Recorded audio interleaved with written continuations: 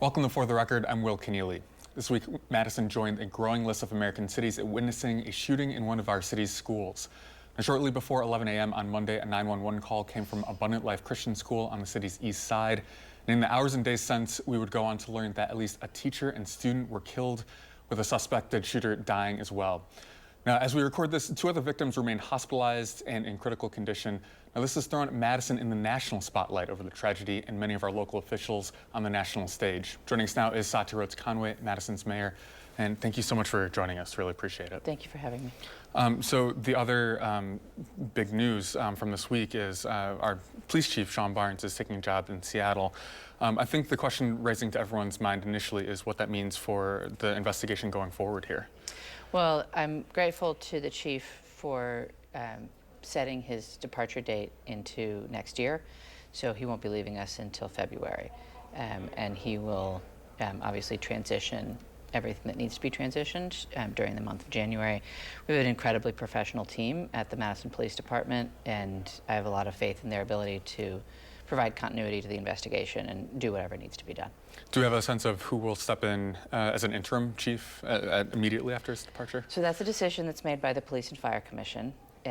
Now that the chief has formally announced that he's leaving, they will have to convene both to choose an interim and to start the search process. And what will that search process look like? Council votes? Again, it's entirely up to them. So the Police and Fire Commission has jurisdiction here. They will conduct the search process and they will choose a chief. So I do want to turn to the latest in the investigation. As far as we know right now, we have 2 people still in critical condition in the wake of Monday's shooting. Do you have any updates that you can provide on them? I don't have any updates on them. At this point in time, it is up to the families how much they want to share, if anything, with the public. And so we're just trying to respect their privacy and give not only those families, but all of the victims' families whatever support that they need, in addition to trying to support the Abundant Life community as they go through an incredibly difficult time of trying to heal, trying to process, getting the support that they need. So I think this is the first time many of us have seen anything like this, which I guess is a blessing in disguise, certainly. So we don't know kind of how this information will be relayed out to the public in the weeks and months here. What can you say from the latest as we're trying to kind of understand how this happened and why this happened? Well, that's part of the ongoing investigation, and I think there's really sort of 2 sets of things that the public will hear about in the future. And so obviously there is an investigation, and the police department is working with national law enforcement, the FBI, and whoever else is needed in order to determine motive, to make sure that we understand everything that happened, to, if there were to be any liability or prosecution, it would come out of that investigation. That will be a long road. That will be months, likely. And it would easily be into next year before that would wrap up and we would have further updates. They want to be very careful to do everything that they can properly and to execute the investigation in the best way possible. So that's something that is going to unfold over months. Separate from that, the families, the school, it's really up to them now how much information they want to release about the victims, the impacts. Obviously, we did have the choice by families to make information about the funerals public. That's entirely their choice.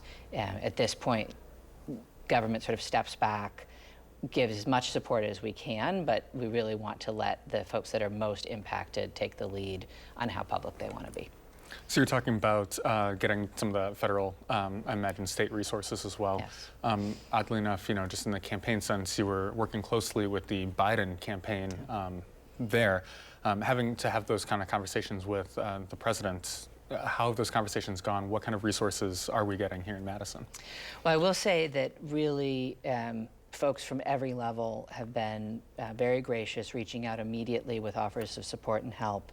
The president, the vice president, the governor have all been in close touch. And there are established ways that support flows into communities after tragic events like this. Some of that will flow directly to the school, some of that will come through local government and be used to support not only the families in the school, but also the broader community. And we are actively having those conversations now in collaboration with Dane County, both the City of Madison, Dane County Emergency Management, Dane County Victim Services, our Violence Prevention Unit are all working together. And so what we hope is that we'll be able to provide not only ongoing support to the families that are most impacted, but also to continue to make mental health support available to our community for folks who have been impacted by this event.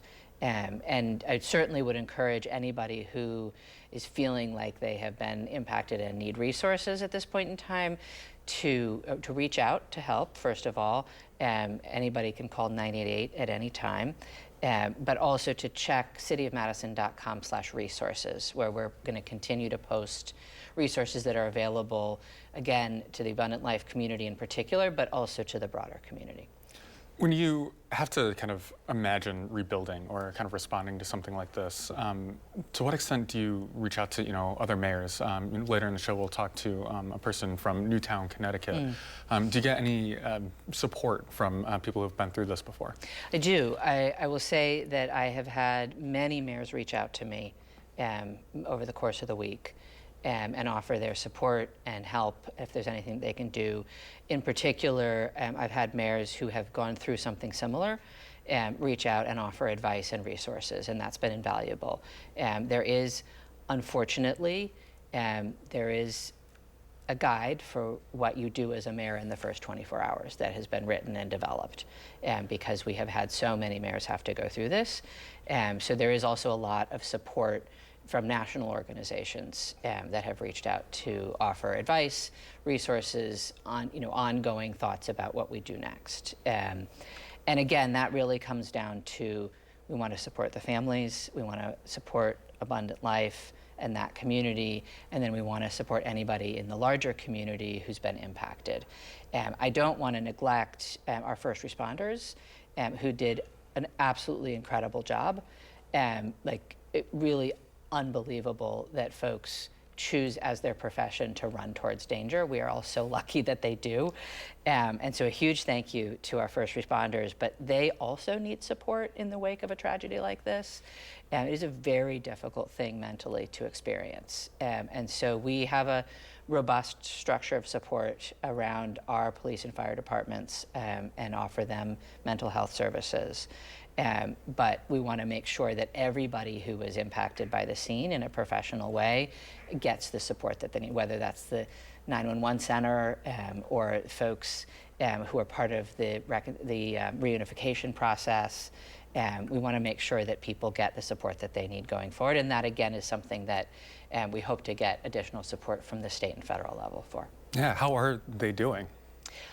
It's been really hard, honestly. It is. Folks have taken it really hard, and understandably so. I've been in contact with both of our chiefs who have been in contact with the folks who were first on the scene, and then everybody who has worked it since. And what they tell me is that it is a very, very difficult thing for people. So I keep going back to a number of years ago when you were first running. We were sitting across from each other in our radio studio, as it was back then. I don't know that I would have pictured us sitting here talking about this subject. Is that something that, when you step into a leadership role like this, that you mentally prepare for from day one? I mean, you have to. And you have to be prepared for all sorts of different emergencies. And this is the worst, but our community has certainly seen a number of different emergencies. And one of the things that not just myself, but leaders at every level of government and most particularly our staff that deal with this. So whether that's, again, our first responders, police, fire, emergency management, our violence prevention unit, all go through pretty extensive training around how to deal with various types of emergencies, particularly our police and fire agencies and broader Dane County Emergency Management has trained for a long time on what to do if there's a mass shooting. And so You don't like to have to think about it, but there are protocols, there's training, and ultimately, I think our community was very prepared. Um, of course, we never wanted anything like this to happen, but it's better if folks are trained when it does. And so it's difficult, but it's important. So when I turn to policy for a second, response kind of range the gamut with something like this. It's too soon to start talking about policy solutions. We've heard from others it's too late. Yeah. A lot of these policy discussions sort of should have been had earlier.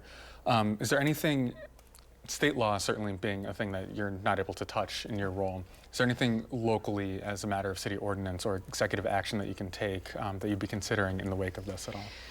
Unfortunately, from a sort of legal lawmaking perspective, there's almost nothing that we can do at the local level. It really does need to happen at the state and federal level. However, we are, of course, thinking about ways that we can continue to try and keep our community safe. And so some of that work will come through our violence prevention unit, and they are well trained and have ideas about how we can do more in our community. I do think, some of the focus that we've had recently, and I hope will expand on safe storage of firearms is really important. We don't know what the case was in this particular incident, but we do know that if folks don't have access to firearms, it is much harder to conduct a shooting. And so I think that just asking everybody who is a gun owner to make sure that they have a gun lock, they have a gun safe, that they're always keeping their firearms safe, secure, and not available to anybody who might be looking for one, and that they're only using that responsibly. So that is a thing that is, to me, sort of obvious and easy first thing for our entire community to think about educating ourselves on safe storage. I think there are equally important is some of the structures that have been set up to report if you think that someone you know or observe is struggling, may be inclined to violence, may need help. There are plenty of ways, and largely through the State Office of School Safety, to report that so that it can be looked into. And I really would encourage folks, it is incumbent upon us as a community to keep each other safe. So we should be reaching out if we have any concerns at all, whether that's to local law enforcement or to mental health resources or again to the Office of School Safety. It is possible to prevent these things if we can catch folks early on. So those are the things that I think immediately we'd want to do education on. There may be more as we get a little further out from the incident, have a chance to talk with some of the national organizations that are really more expert in this, and learn also from what other places have done. So when we also see an instance of violence in schools, start to think of school resource officers, for example, do you anticipate any changes to the discussion here in Madison about school resource officers in the wake of Monday at all? It's certainly possible, but as I've always acknowledged, those are decisions that are made by the schools. So, whether the school board would wish to take a different approach is really up to them. Certainly for private schools, the level of security that they want to have or can invest in, again, is up to them. We will, of course, support schools in doing what they decide to do, but I think that's a conversation that has to happen at the school level. So I do want to bring up a little bit of a viral moment from this past week. Bear with me here. So especially as journalists here, we do a lot of ethical discussions about getting information out to the people that need it. People rely on it. We consider the viewers kind of our own constituents in that regard, but making sure that we're doing it responsibly. So, for example, sharing photos of the victims, only waiting until we get clearance from the parents, the family, to do stuff like that. For this, it's Madison being thrust into the national spotlight, intense media environment here. How have you been navigating that, both with the local media here and then the national press as well? Well, I think, as you said, the press has a really important role in giving people factual information that's been verified, and being able to inform the community, is there an ongoing threat? Is there not an ongoing threat, right? Can we reassure folks that the event is over and that people are safe? I think all of that is very important. What, for me, resonates the most, however, is what the victims and their families are going through, and that we not add to their trauma by exposing them publicly in a way that they're not ready for. And I unfortunately speak out of personal experience because my family has been subject to gun violence in the past, and we were not treated particularly well by the media. And so I do feel like it's really important that the families get to decide when they want to be public and how they want to be public. It's important for people to know what happened, but unfortunately this happens to so many people across the country. I don't think the most relevant thing is who it happened to. And again, really, my top priority has been allowing the families to choose their own course in that and to choose when they are public. And if they don't want to be public, I think that they should be allowed that privacy. Notwithstanding that press conference earlier this week, how do you think it's gone so far in that regard? I mean, we've received relatively positive feedback from folks who have been most impacted, appreciating us protecting their privacy as much as possible. I think it is unfortunate. I would say the local press has been great. I think some of our friends from the national press have been a little more intrusive. And I hope that they would take their lead from the folks locally who know this community and support it. Kind of to that point too, what I've been also grappling with is this will be Madison's top Google search for the next weeks and months here. But we both know that Madison is a vibrant community. This isn't necessarily all that Madison is. When we kind of have Madison thrust into that national picture like that, how would you hope that the city would kind of redefine itself after this shooting? It's a good question. This is unfortunately part of our fabric now, right? I said at the vigil, we will never be the same, but we will get on, right? We will move on. We will heal, and we will come together as a community. So I would hope that in addition to the stories about the horrific shooting event, that we also hear how we're recovering, and that we also talk about the incredible first responders and the job that they did, and we talk about all of the ways in which this community has already stepped up to help and support, and will continue to do so over the coming weeks and months, because we can't let one violent event define us. But we can continue to respond positively and to support our community members. And that should really be the story. Well, Mayor Satya Rhodes-Conway, thank you so much for joining us. Thank you.